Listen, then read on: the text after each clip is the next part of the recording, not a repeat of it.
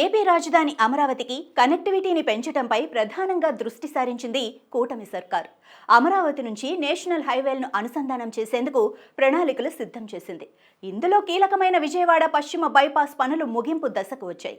ఇక అమరావతిని national హైవేలతో connect చేసే కృష్ణానదిపై భారీ వంతెన నిర్మాణం దాదాపుగా పూర్తయింది. ఈ బ్రిడ్జిపై రాకపోకలు మొదలైతే ఇక విజయవాడలో కాలు పెట్టకుండానే అమరావతిలో వాలిపోవచ్చు.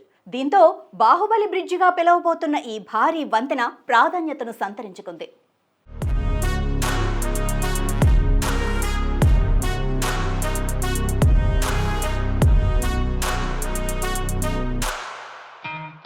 రాజధాని అమరావతికి కనెక్టివిటీని పెంచడంలో బాహుబలి బ్రిడ్జ్ కీలకం కాబోతుంది.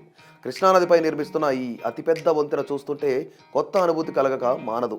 ఎత్తైన కొండలు, పచ్చని పంట పొలాల మధ్య రాజధాని అమరావతి వైపు వెళ్లే దారిలో నిర్మిస్తున్న ఈ వంతెన కృష్ణమ్మకు మరో ఆభరణంలా ఉంటుందంటున్నారు స్థానికులు.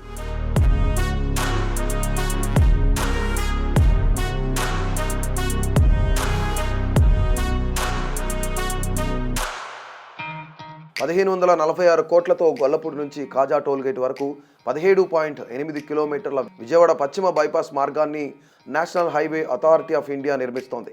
ఈ మార్గంలోనే ఈ భారీ వంతెన నిర్మాణం జరుగుతోంది. గొల్లపూడిలో ప్రారంభమయ్యే ఈ వంతెన అమరావతిని హైవేలతో కనెక్ట్ చేస్తోంది.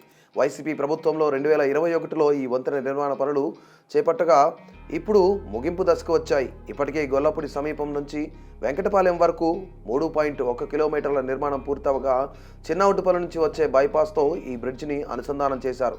ఉమ్మడి కృష్ణా, గుంటూరు జిల్లాలను కలుపుతున్న ఈ భారీ వంతెన కృష్ణా వరదను తట్టుకుని నిలబడేలా 2 వరుసల్లో 53 భారీ పిల్లర్లతో నిర్మించారు.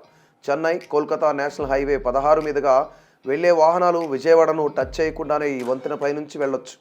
ఈ బ్రిడ్జి అందుబాటులోకి వస్తే అమరావతికి వచ్చే వీఐపీలు, ప్రముఖులు, వ్యాపారవేత్తలు, ప్రజలు, ఉద్యోగులు విజయవాడ ట్రాఫిక్ను తప్పించుకోవచ్చు. గొల్లపూడి నుంచి నిమిషాల వ్యవధిలోనే అమరావతిలోని సచివాలయానికి వెళ్ళిపోవచ్చు.